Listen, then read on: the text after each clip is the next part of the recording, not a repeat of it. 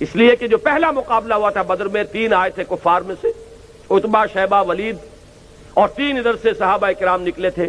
پہلے انصار میں سے، پھر بعد میں جب انہوں نے کہا کہ نہیں ہمیں تو اپنے مد مقابل چاہیے، قریش میں سے ہونے چاہیے، تو پھر 3 قرشی نکلے، حضرت علی،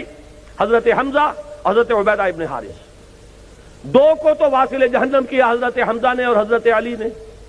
تیسرے سے مقابلہ ولید سے ہوا تھا تو حضرت حارث جو ہیں وہ زخمی ہو گئے، زخمی حالت میں ٹانگ کٹ چکی تھی۔ جب وہ آئے ہیں تو انہوں نے ایک شعر پڑھا ہے، انہوں نے کہا کہ اگر ابو طالب آج زندہ ہوتے تو میں انہیں بتاتا